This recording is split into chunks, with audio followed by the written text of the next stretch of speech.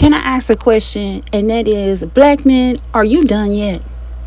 I mean, really, are you done yet? Because at this point in time, it is becoming past, beyond, further than pathetic for men in your position, like Coach Sherrone Moore of the University of Michigan coach, that just fumbled over $6.2 million a year in a contract in college football.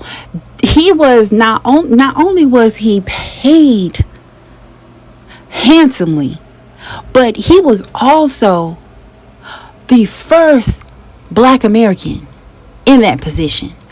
And I know other people outside of our community may not understand the weight of that, but we as a people understand that that is a whole lot of responsibility, because not only are you there with your own self-worth and your own hard work, but you're also carrying the doors that were opened up for you for people that had to pave the way, that looks just like you and had to go through worse and got paid way less if they got paid.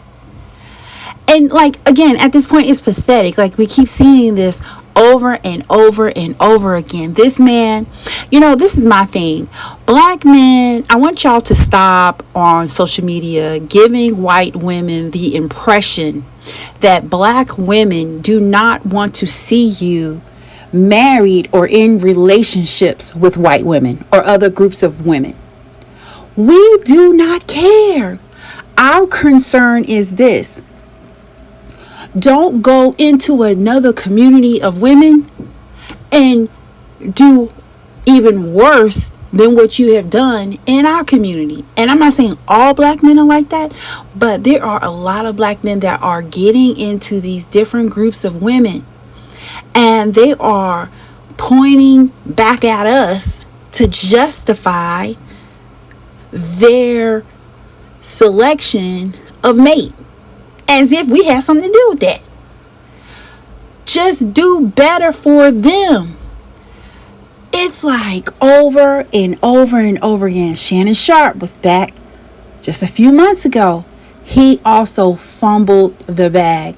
This man had to pay this woman. At first, she went for $50 million. And you know what? I don't blame the OnlyFans model. I don't blame her. If he's going to be that stupid, go ahead and get what you need to get. But he ended up having to pay her a settlement of about $25 million. Now, they're saying that this measured to the amount of money he was originally signed up for when he first got into the NFL professionally.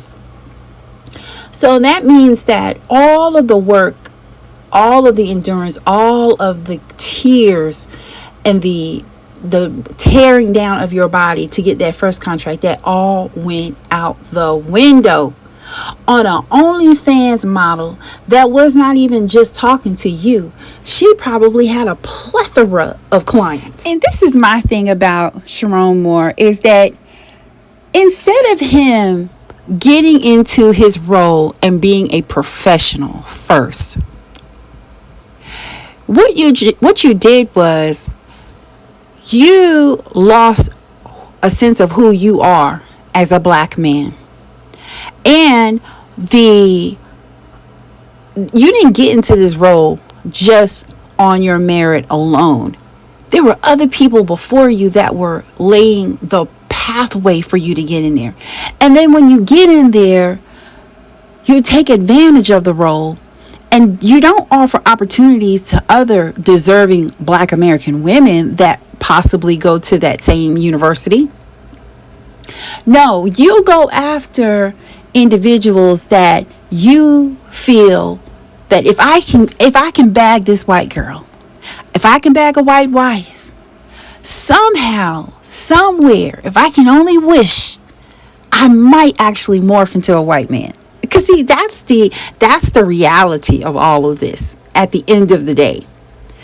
And then And the reason why I know why there's an issue with his identity is because the OnlyFans model that you were going after was black biracial. She was black presenting.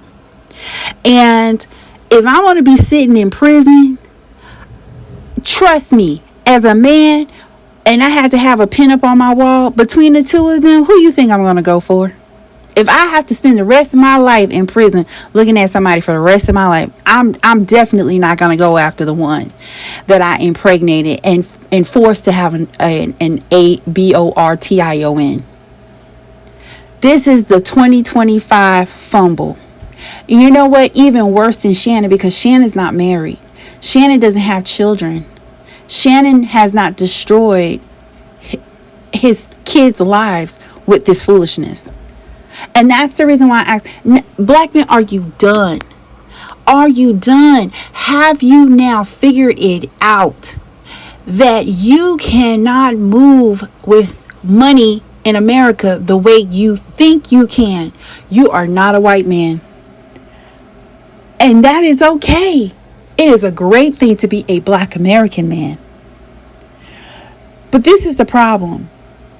When you get money, you forget about the communities that helped you get to where you're at. Whether you're a player or a coach. Stop forgetting your roots. Stop forgetting the people that mattered when it was time to get you to where you are at now. And this is why American football has internalized racism from the Little League all the way up to the professional NFL. And unfortunately, there are certain politics that occur when it comes to black men, young black men, and how they are perceived and how they're able to navigate socially, professionally, and unfortunately, once they get to a certain point,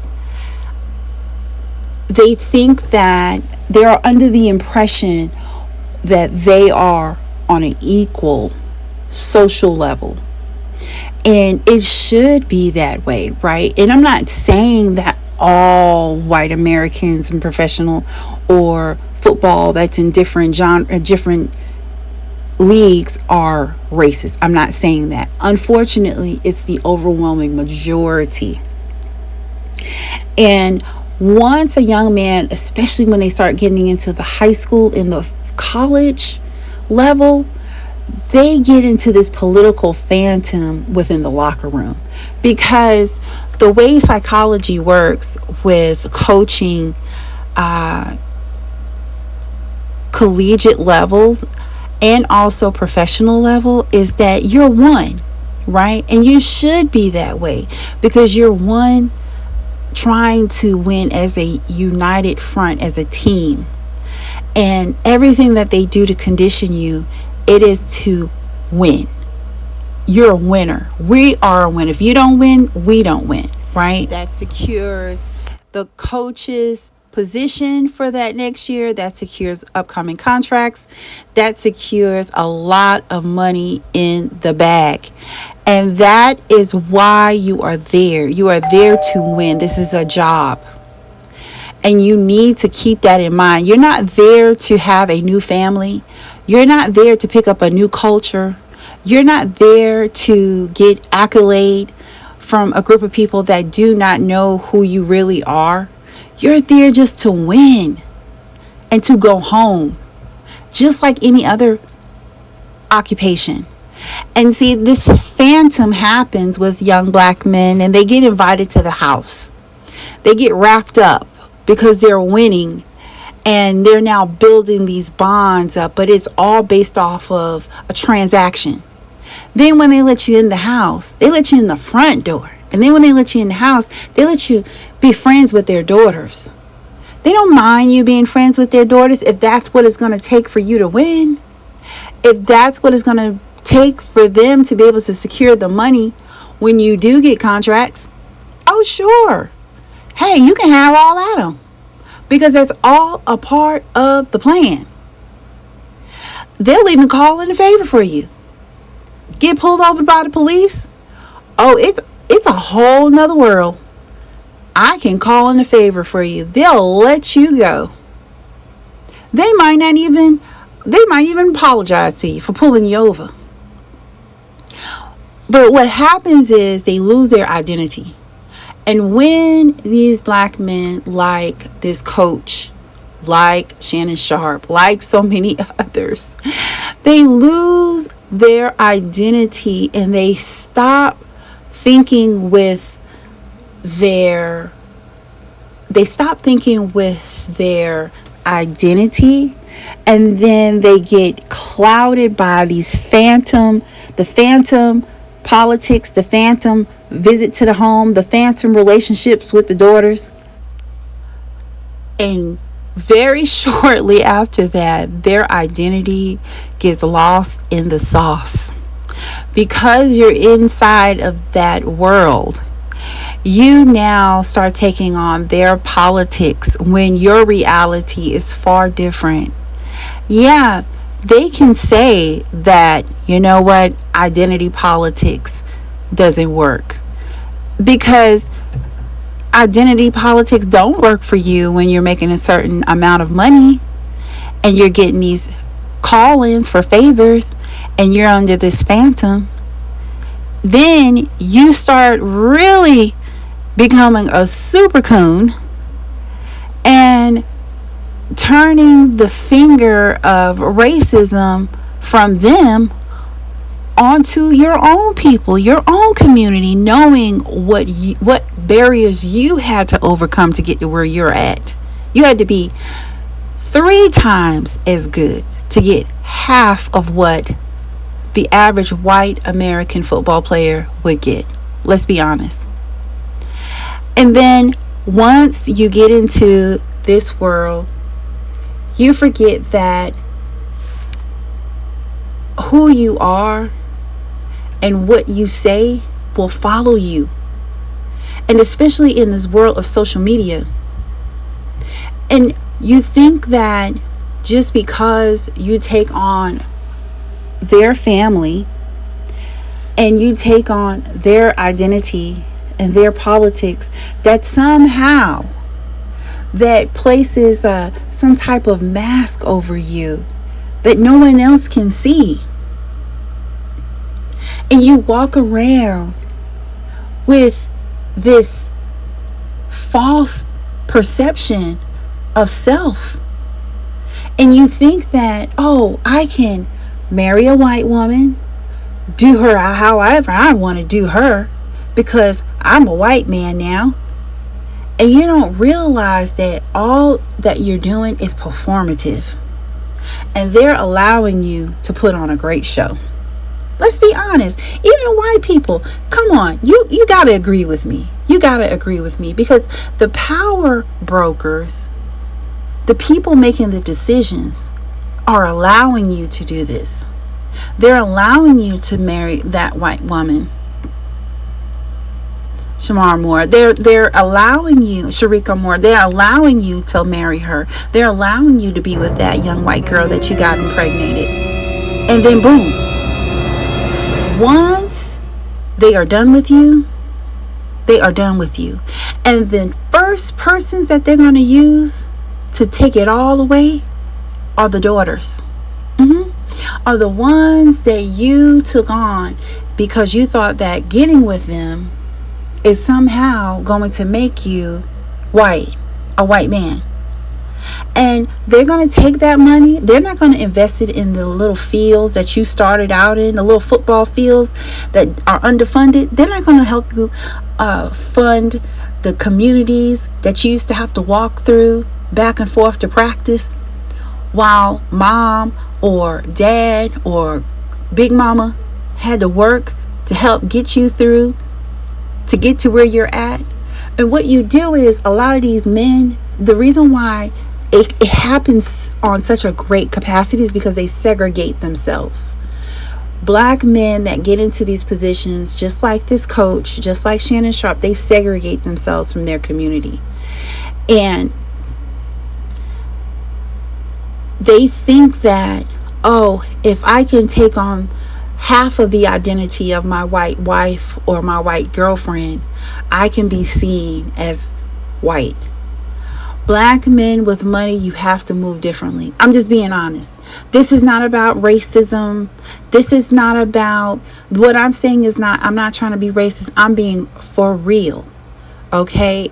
We're getting ready to go into a new year, 2026. And if you don't understand that if you don't move differently, you're going to fail every time. And they're going to say foot, meat, butt. And they're going to be glad to kick you out of these positions. No matter how good you are, no matter how well you have performed, it doesn't matter. Because at the end of the day, you were never wanted there from the get-go. It was just to keep their phantom home. That's all it was. Now, you can't even ring the doorbell. You ring the doorbell, shortly after, you're going to be hearing blue lights. That's who's coming next. Booked, sitting there and holding, wondering, should have, could have, would have. And no one cares. You are now the punchline. You are now front news. Don't lose yourself. Don't get lost in the sauce within football. It's a very empowering game. You're like Spartacus. You know, it's like, it's a very mind-blowing athletic to get into. But you have to stay focused. Don't lose focus as a Black American man within this American sport. And when you're in these spaces, because see, you're really not wanted there. They are just having to put up with you being there. But while they're putting up with you being there, well, we might as well as to profit off of them being here. So don't think that you are not enough because of someone's lack of diversity or their lack of education. And your culture should not change, whether you are white, whether you are Black, whether you're Asian, whether you're Latin, whether you're indigenous. Your culture shouldn't change. You should not lose your identity, because without your identity, you're losing yourself. You are losing yourself. You're losing a piece of yourself. And at the end of the day, no matter what you do, not fumble the bag. Please don't fumble the bag.